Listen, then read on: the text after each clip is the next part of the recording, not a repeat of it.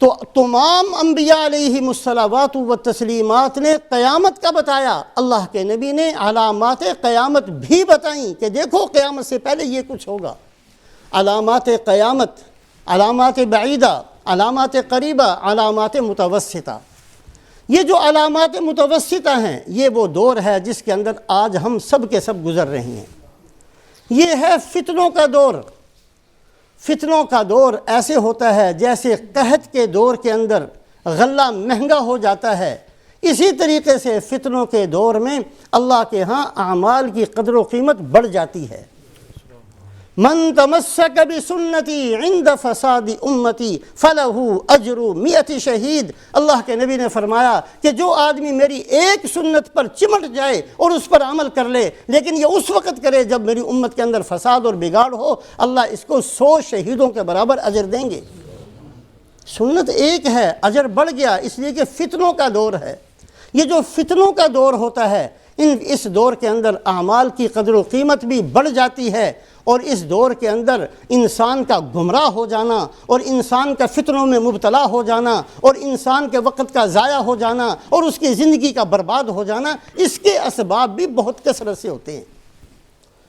لہٰذا ایمان والے کی ذمہ داری ہوتی ہے ایسے اوقات کے اندر اپنے ایمان کی نگرانی کرے، حفاظت کرے، اپنے اعمال صالحہ کی حفاظت کرے، اپنی زندگی کی قدر و قیمت کو پہچانے، اپنی قبر کو سامنے رکھے، اپنی آخرت کو سامنے رکھے، جنت اور جہنم کو سوچتا رہے۔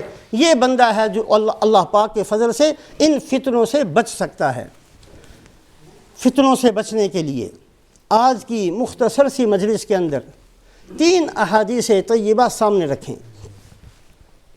ابھی جو خطبے کے اندر حدیث پڑھی گئی ہے، اس میں اللہ کے نبی صلی اللہ علیہ وسلم نے 3 دفعہ فرمایا، ان السعید لمن جنب الفتن، ان السعید لمن جنب الفتن، ان السعید لمن جنب الفتن۔ بڑا خوش نصیب ہے، بہت ہی قسمت والا ہے وہ بندہ جو فتنوں سے بچ گیا۔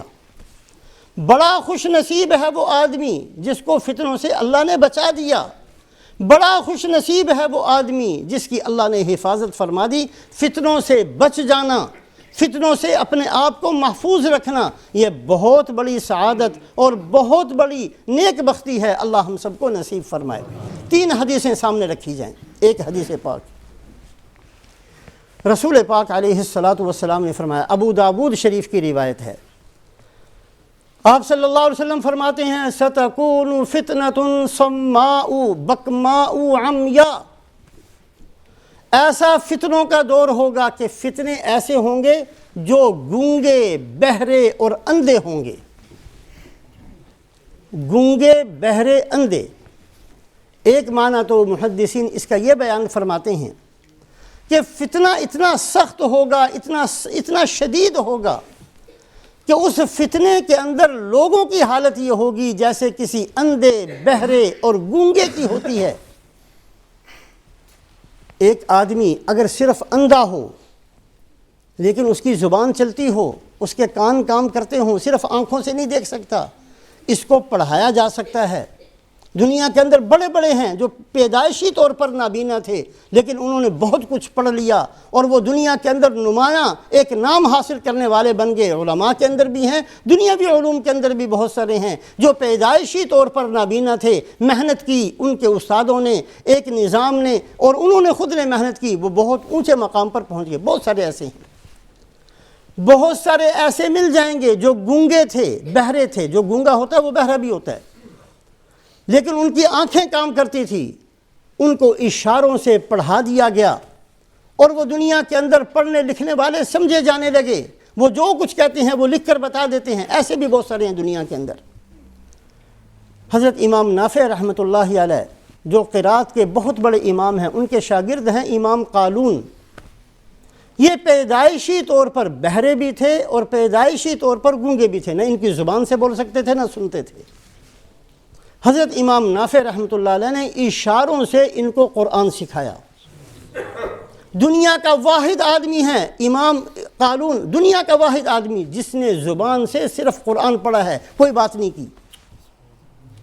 اس لیے کہ اشارے سے ایسا اس کو اشارہ کر کے بتایا کہ ان کی زبان سے، اس لیے کہ وہ نہیں سنتے تو جس کی وجہ سے گونگے ہو جاتے ہیں، لیکن امام نافع رحمۃ اللہ علیہ کے ساتھ اللہ کی ایسی مدد تھی کہ اپنے شاگرد کو اشاروں سے ایسا پڑھایا کہ ان کی زبان چلتی تھی اور اشاروں سے وہ قرآن پڑھتے تھے، اور قرات کے امام بنے ہیں امام قالون رحمۃ اللہ علیہ، اور وہ صرف دنیا کے اندر ساری زندگی ایسے گزاری ہے کہ ان کی زبان سے قرآن کے علاوہ کوئی لفظ نہیں نکلا۔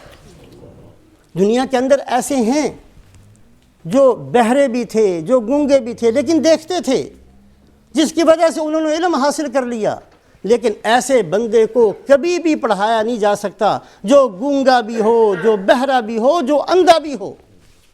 سَتَكُونُ فِتْنَةٌ صَمَّاءُ بَكْمَاءُ عَمْيَاء، اللہ کے نبی نے فرمایا ایسے فتنے ہوں گے جو اندھے بھی ہوں گے، بہرے بھی ہوں گے، گونگے بھی ہوں گے، یعنی فتنوں کی شدت ایسی ہوگی کہ کسی بندے کو اس کا حل نہیں بتایا جا سکتا، کسی طریقے سے کسی کو ان فتنوں سے نکالا نہیں جا سکتا۔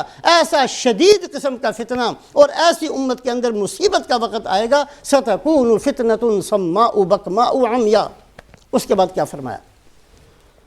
اس کے بعد فرمایا من اشرف لها استشرفت، اس فتنے کے اندر جو ذرا سے بھی سر اٹھا کر دیکھے گا یہ فتنہ اسی کو پکڑ لے گا، اسی کی گردن پر آ کر چڑھ جائے گا یہ فتنہ۔ جتنا اپنے آپ کو نیچے رکھے وہ بندہ بچ سکتا ہے۔ من اشرفا، جس نے ذرا سی آنکھ اوپر اٹھا کر اس کو دیکھا، استشرفت، یہ فتنہ اس کے اوپر آ کر مسلط ہو گیا۔ وَإِشْرَافُ اللِّسَانِ فِيهَا كَوُقُوعِ السَّيْفِ، اور اس کے اندر جو فتنے کے بھڑکانے کا سب سے بڑا سبب بنے گا وہ انسان کی زبان بنے گی۔ زبان کی وجہ سے فتنے آئیں گے۔ اس درجے میں تو الحمدللہ ابھی یہ فتنہ نہیں آیا، لیکن یہ ہم سب دیکھتے ہیں آج کل کہ زبان کے فتنے کتنے ہیں، کتنے گھر اجڑ رہے ہیں آج صرف زبان کی وجہ سے، طلاق تک بات پہنچتی ہے۔ کتنے گھر ایسے ہیں دو حقیقی بھائیوں کی لڑائی صرف زبان کی وجہ سے ہے۔ زبان کے اندر اگر تھوڑی سی مٹھاس ہوتی، دل کے اندر اگر تھوڑا سا برداشت ہوتا تو یہ باتیں لڑائیوں تک نہ پہنچتی۔ مسجدوں کے اندر لڑائیاں ہیں، بازاروں کے اندر لڑائیاں ہیں، گھروں کے اندر لڑائیاں ہیں، رشتہ داروں کے اندر لڑائیاں، اور اگر تحقیق کی جائے تو اس کے پیچھے صرف یہ زبان ہے، کوئی اور مسئلہ نہیں۔ رسول پاک علیہ الصلاۃ والسلام فرماتے ہیں، بخاری شریف کی روایت ہے، من یضمن لی ما بین لحییہ وما بین رجلیہ اضمن لہ بالجنہ، جو آدمی مجھے ضمانت دے دے کہ دو کام وہ نہیں کرے گا، میں اس کو ضمانت دیتا ہوں، میں اللہ کا نبی اس کا ہاتھ پکڑ کر اس کو جنت میں لے کر جاؤں گا۔ اگر حدیث پاک کا مطالعہ کریں، شاید یہ جملہ کسی اور عمل پر نہیں ہے۔ نماز پر نہیں فرمایا کہ جو نماز پڑھے گا میں اس کو پکڑ کے جنت میں لے جاؤں گا، پتہ نہیں قبول ہوگی کہ نہیں، وہ تو اللہ فیصلہ کریں گے۔ حج پر نہیں فرمایا، عمرے پر نہیں فرمایا، صدقہ خیرات پر نہیں فرمایا، مسجد بنانے پر نہیں فرمایا، مدرسہ بنانے پر نہیں فرمایا، ہسپتال بنانے پر نہیں، ان اعمال پر نہیں فرمایا۔ من یضمن لی ما بین لحییہ ورجلیہ، جو یہ میں مجھے ضمانت دے دے کہ یہ دو جبڑوں کے درمیان جو زبان ہے اس کو پکڑ کے رکھے گا، اور جو دو لاتوں کے درمیان شرمگاہ ہے اس کی حفاظت کرے گا، جو اپنی زبان کی اور اپنی شرمگاہ کی حفاظت کر لے، اللہ کا نبی فرماتے ہیں کہ میں اس کے لیے جنت کی گارنٹی، جنت کی ضمانت دیتا ہوں۔ حضرت معاذ بن جبل رضی اللہ تعالیٰ عنہ، یہ ان انصاری صحابہ میں سے ہیں جن کی عمر تو چھوٹی تھی، لیکن یہ بڑے بڑے کارنامے اللہ نے ان سے سر انجام دیے، اور بڑوں کے مشوروں میں ان کو بٹھایا جاتا تھا۔ رسول پاک علیہ الصلاۃ والسلام نے خود حضرت معاذ بن جبل کو کئی موقعوں پر اپنے ساتھ اپنی سواری پر سوار کیا ہے۔ ایک دفعہ آپ صلی اللہ علیہ وسلم کی خدمت میں حاضر ہوئے اور سوال کیا، یا رسول اللہ، یہ جو بھی ہم زبان سے بولتے ہیں سارا کچھ لکھا جاتا ہے یا کوئی بات لکھی جاتی ہے؟ بہت ساری باتیں تو ہم ایسے ہی کہہ دیتے ہیں، ہماری نیت بھی نہیں ہوتی، مذاق کے طور پر کہہ دی، ایسے ہی وقت گزاری کے لیے کہہ دی، گپ شپ کے لیے کہہ دی، وقت پاس کرنے کے لیے کہہ دی، اس لیے کہ ہمارے پاس تو بہت وقت ہے، ہم تو ایسے ہی بیٹھے ہوتے ہیں۔ اکل ما نتکلم به یکتب، یا رسول اللہ جو بھی ہم زبان سے کہیں گے سب کچھ لکھا جائے گا یا ان میں سے کوئی بات لکھی جائے گی؟ آپ صلی اللہ علیہ وسلم نے فرمایا تیری ماں تجھے روئے، هل يكب الناس على مناخرهم الا حصائد السنتهم، اللہ کے بندے جو جہنم کے اندر لوگ بھر دیے جائیں گے وہ صرف زبان کی وجہ سے ہوں گے، پورے جسم کی وجہ سے جہنم میں جانے والے کم ہوں گے، زبان کی وجہ سے جہنم میں جانے والے زیادہ ہوں گے۔ ہاتھ سے ظلم کر کے جہنم میں پہنچنے والوں کی مقدار کم، پاؤں سے ظلم کر کے جہنم میں جانے والوں کی مقدار کم، حرام کھا کر جہنم میں جانے والوں کی مقدار کم، لیکن زبان کو بے جا استعمال کرنے والوں کی وجہ سے جہنم کے اندر جانے والوں کی تعداد زیادہ ہوگی۔ فتنوں سے بچنے کا ایک طریقہ اللہ کے نبی صلی اللہ علیہ وسلم نے جو فرمایا وہ زبان کی حفاظت ہے، اپنی زبان کو کنٹرول میں رکھنا۔ آج کل ہماری زبانیں ہماری اپنی نہیں ہیں، پتہ نہیں کس کی ہیں، جب دل کرتا ہے خود بخود چل پڑتی ہیں، ہم سے پوچھتی بھی نہیں ہیں۔ اپنی زبان کو ہاتھ میں لگام ڈال کر رکھنا، یہ ہے ان فتنوں سے، یہ جو فتنوں کا زمانہ ہے ان فتنوں سے بچنے کا بہترین طریقہ ایک یہ ہے۔